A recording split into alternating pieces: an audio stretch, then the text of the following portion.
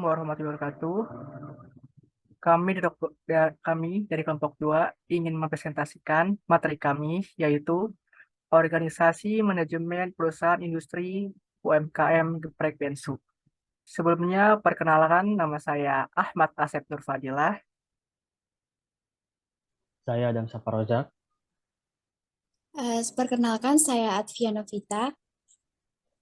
Perkenalkan, nama saya Alfia Dianti. Perkenalkan, nama saya Amalia Rahma Imani.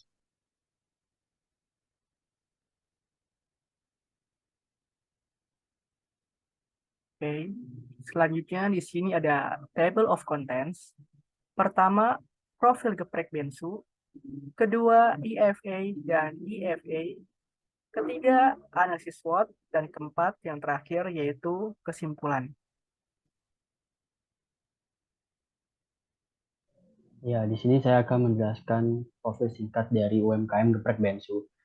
Profil Geprek Bensu sendiri merupakan sebuah waralaba yang geprek makanan cepat siap saji yang dimiliki oleh aktor Jordi Onsu sebagai pemilik dan direktur utama dari PT Onsu Pangan Perkasa dan juga aktor Ruben Onsu selaku duta merek yang didirikan pada 17 April 2017.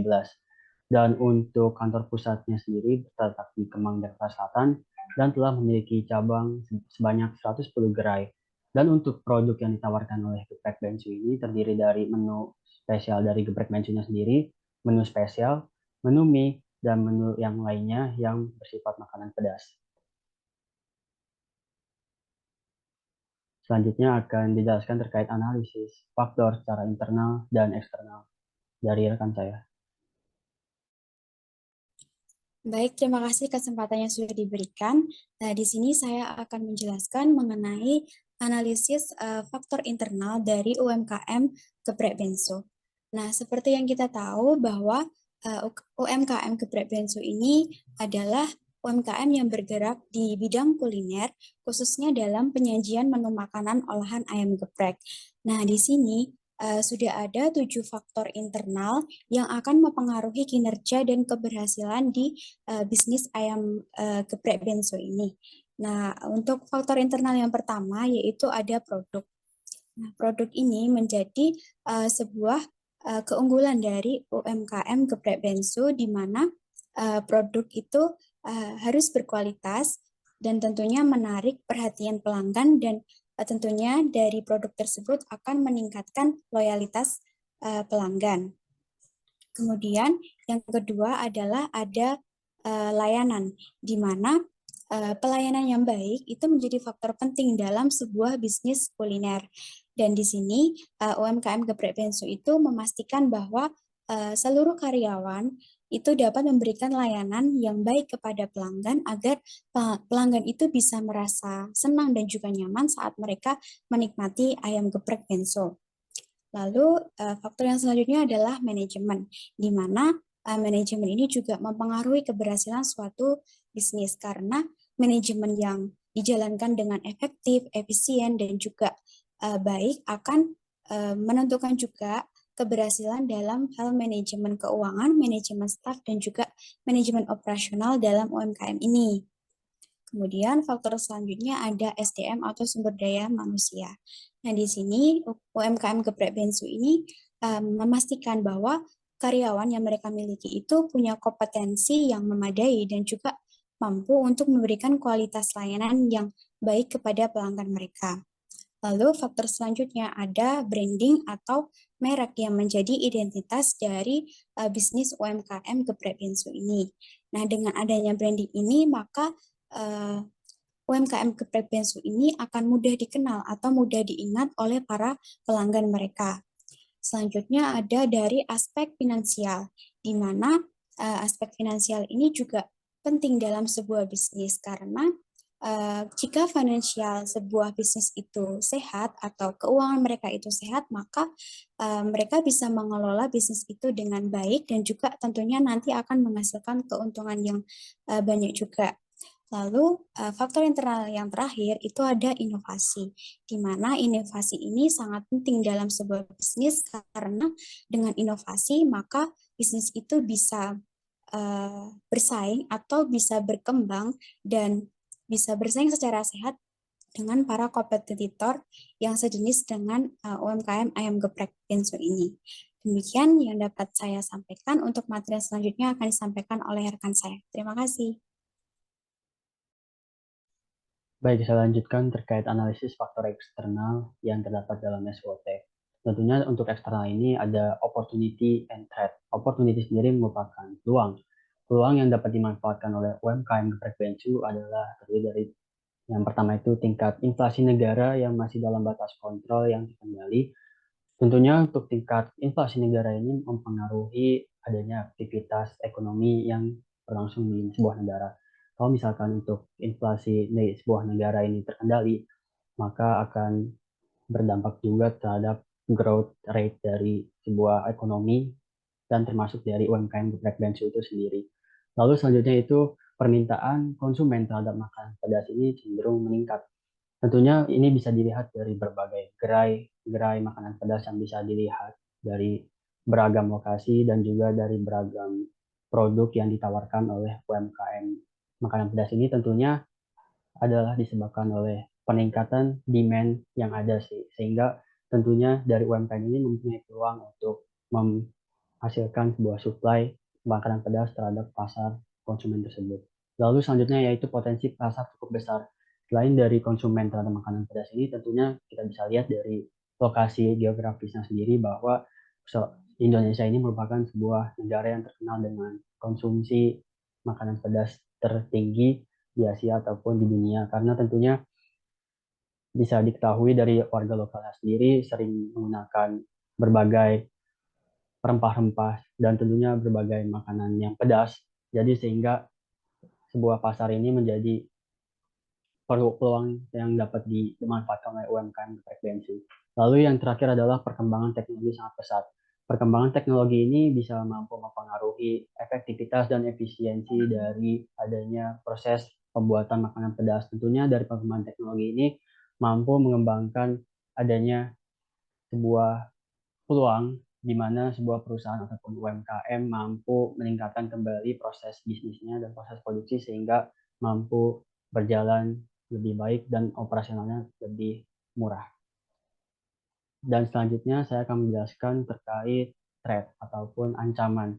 Ancaman ini merupakan sebuah hambatan yang dapat mengganggu kelancaran pengembangan usaha. Ancaman yang dapat dilihat dari geprek Bensu ini adalah yang pertama yaitu pesaing dari kompetitor langsung ataupun tidak langsung sudah mulai banyak ditemukan dan bahkan lebih menjangkau konsumen. Tentu dari peluang yang ada sebelumnya ini banyak sekali UMKM yang bertebaran di berbagai lokasi dan tentunya bisa ditemukan di pinggir jalan. Dan untuk restoran ini tentunya merupakan sebuah non-cyclical business di mana bisnis ini tidak dipengaruhi oleh berbagai siklus tertentu sehingga tentunya restoran mampu memiliki tingkat kompetisi yang tinggi. Sehingga dengan adanya tingkat kompetisi tinggi ini tentunya dari berbagai UMKM ini harus berkompetisi terhadap penawaran harga dari tiap produknya sehingga tentunya harus diperhatikan kembali oleh UMKM geprek Bensu. Lalu selanjutnya itu yaitu peningkatan biaya produksi dan pemasaran. Tentunya peningkatan biaya produksi dan pemasaran ini berjalan sebanding dengan adanya inflasi dan juga biaya produksi ini tentunya berdasarkan dari biaya materialnya yang lebih mahal dari sebelumnya dan tentunya ada biaya pemasaran yang saat ini walaupun sudah melakukan digital tentunya harus menggunakan budget yang lebih tinggi karena setiap UMKM juga melaksanakan digital marketing dan juga pemasaran sehingga tentunya harus mengeluarkan budget lebih tinggi untuk mampu bersaing di pasar. Dan selanjutnya yaitu citra brand yang sempat negatif karena adanya perselisihan plagiarisme. Dan hal ini cukup spesial bagi geprek Bensu karena bisa diketahui bahwa untuk geprek Bensu sendiri telah mengalami konflik bersama dengan UMKM lainnya yaitu ayam geprek Bensu yang sudah berjalan tahun 2017 bahwa ada sengketa plagiarisme logo yang digunakan hampir mirip. Tentunya ini akan menjadi berdampak terhadap brand dari sebuah UMKM ini dan tentunya brand ini mampu mengganggu citra negatif dari sebuah brand. Lalu yang terakhir ini selain dari konflik tersebut tentunya dari public figure ini memiliki resiko tinggi di mana tentunya kalau misalkan public figure ini tersengketa oleh berbagai konflik yang bisa dieksposur dari publik, tentunya akan menambah sebuah dampak dari citra negatif yang akan berdampak juga terhadap yang berasosiasi dengan public figure tersebut. Jadi sehingga perlu diperhatikan kembali oleh UMKM berfrekuensi.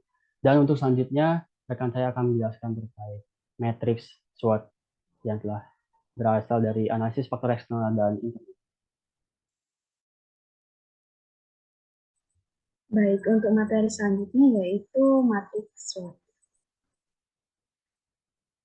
Sebelumnya, matriks SWOT ini adalah merupakan suatu matriks yang bertujuan untuk penyusunan suatu strategi yang dilakukan oleh suatu perusahaan, khususnya di sini geprek bensu, karena di matriks SWOT ini menggambarkan strength, weakness, opportunity, dan juga treatment yang mana bisa digunakan untuk meminimalisir adanya kelemahan atau ancaman dan juga bisa mengoptimalkan adanya kekuatan atau juga peluang. Nah, seperti sudah dijelaskan sebelumnya, bahwasannya di sini terdapat dua analisa, yaitu analisa faktor internal atau IFA dan juga ada analisa faktor eksternal atau AFA. Untuk analisa faktor internal ini sendiri terdapat dua, yaitu strength, kekuatan dengan simbol S, dan ada weakness atau kelemahan dengan simbol W. Untuk strength sendiri, yang pertama, produk yang dijual dari bensu ini memiliki cita rasa atau ciri khas yang unik. Lalu yang kedua, produk yang juga memiliki cita rasa yang enak. Lalu strength yang ketiga, pelayanan yang diberikan ramah. Lalu strength yang keempat, harga yang dikelola juga terjangkau. Selanjutnya, menggunakan sistem branding yang bagus. Dan yang terakhir yaitu lokasi outlet yang strategis dan juga mudah dijangkau. Untuk weakness sendiri, yang pertama, sudah banyak outlet yang menjual produk serupa, sama halnya dengan geprek bensu, namun pastinya memiliki cita rasa atau sesuatu ciri yang berbeda dari yang lainnya. Lalu yang kedua, belum adanya inovasi terbaru yang dilakukan, dan yang terakhir, belum tersebar luasnya dari outlet geprek bensu sendiri. Mungkin bisa next.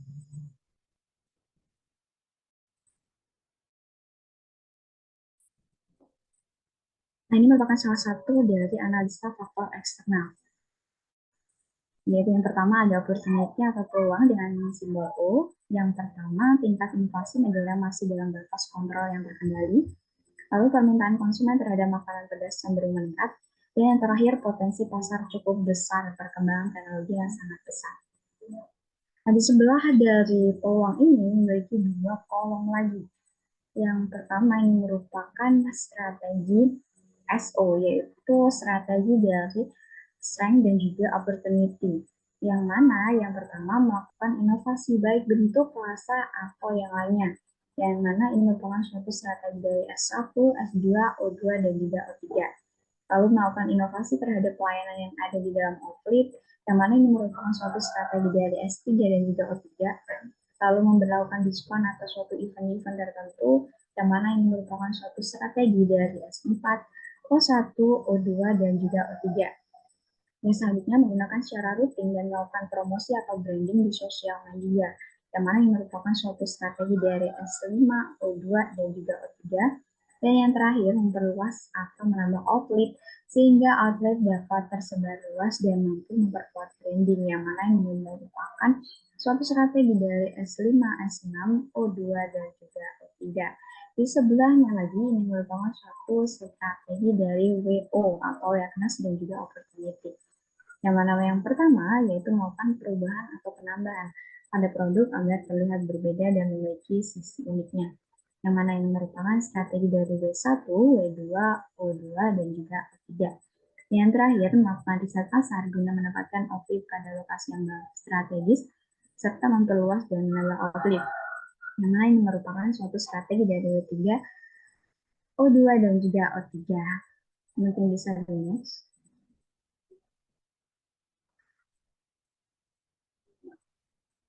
Analisa dari faktor eksternal yang terakhir yaitu adanya treatment atau ancaman dengan simbol P. Yang mana ancaman di geprek bensu ini yang pertama adanya pesaing dari kompetitor langsung maupun tidak langsung yang sudah mulai banyak ditemukan dan bahkan lebih menjangkau konsumen. Lalu adanya peningkatan biaya produksi dan juga pemasaran. Lalu treatment yang ketiga, citra brand yang sempat negatif karena adanya perselisihan plagiarisme. Dan yang terakhir, adanya risiko citra brand dengan menggunakan duta brand dari kalangan public figure. Nah, di sebelahnya ini merupakan suatu strategi dari ST, yaitu strength dan juga treatment. Yang mana yang pertama melakukan inovasi terhadap produk dan pelayanan agar mampu keunikan yang mampu menarik konsumen, yang mana ini merupakan suatu strategi dari S1, S2, S3, dan juga T1. Lalu menghilangkan biaya yang tidak perlu, serta menekan biaya pemasaran dan memperluas dengan adanya pemasaran melalui online dikarenakan lebih luas dan juga menjangkau banyak masyarakat. Yang mana ini merupakan suatu strategi dari S5 dan juga T2. Dan yang terakhir, memperkuat brand yang baik dengan mulai membuat konten atau citra yang mampu menarik kepercayaan konsumen. Yang mana ini merupakan suatu strategi dari S5, T3, dan juga T4. Nah, di sebelahnya lagi, ini merupakan suatu kolom strategi W dan T, yaitu awareness dan juga treatment. Yang mana yang pertama, kita melakukan penambahan atau inovasi terhadap produk atau hal yang bersangkutan dengan geprek bensu agar menjadi outlet yang berbeda dengan yang lainnya, walaupun dengan menjual produk yang sama. Yang mana ini merupakan suatu strategi dari W1, W2, dan juga T1. Yang terakhir, memperluas jangkauan outlet guna memperkuat branding dan kepercayaan masyarakat atau konsumen. Yang mana ini merupakan suatu strategi dari W1, W3, T3, dan juga T4. Mungkin cukup itu penjelasan saya terkait materi SWOT. Materi selanjutnya akan dijelaskan oleh rekan saya. Terima kasih.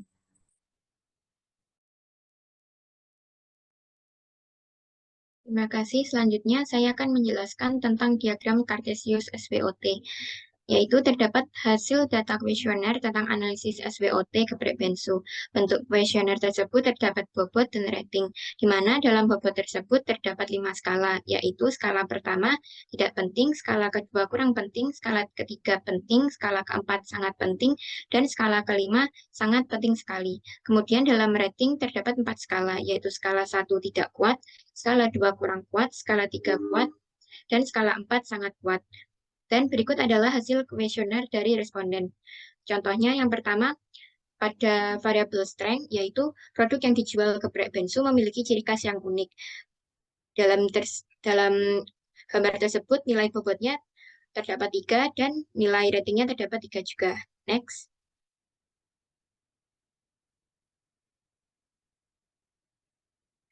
Selanjutnya yaitu perhitungan memperoleh nilai bobot, yaitu jumlah variabel dibagi dengan jumlah total. Kemudian untuk menentukan nilai rating yaitu jumlah total dibagi dengan total variabel responden. Selanjutnya untuk memperoleh nilai skor, caranya yaitu nilai bobot dikali dengan nilai skor, dan kemudian nilai skor SWOT masing-masing di total. Seperti contohnya strength mendapatkan nilai skor 3,73, weakness mendapatkan nilai skor min 3,3, opportunity mendapatkan nilai skor 3,7, dan yang terakhir street, yaitu mendapatkan skor min 3,29. Jadi next. Selanjutnya cara memperoleh nilai X, yaitu dengan cara menambah nilai skor strength dengan nilai skor weakness, dan untuk mendapatkan nilai Y yaitu dengan cara menambahkan nilai skor opportunity dengan skor traits.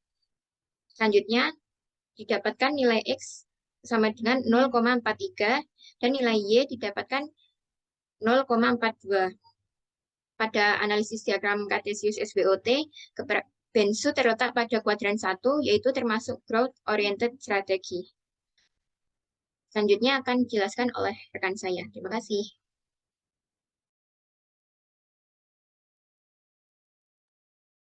Kesimpulan. Jadi, kami menyimpulkan berdasarkan hasil analisis SWOT dari IFA dan EFA dari geprek bensu strategi yang dapat dilakukan yaitu pertama, memanfaatkan kekuatan yang dimiliki geprek bensu untuk mengambil peluang sebanyak-banyaknya. Dan yang kedua yaitu hal yang dapat dilakukan adalah mempertahankan dan meningkatkan kualitas produk makanan pedas untuk meningkatkan calon pengguna dari pasar penikmat makanan pedas yang berkembang.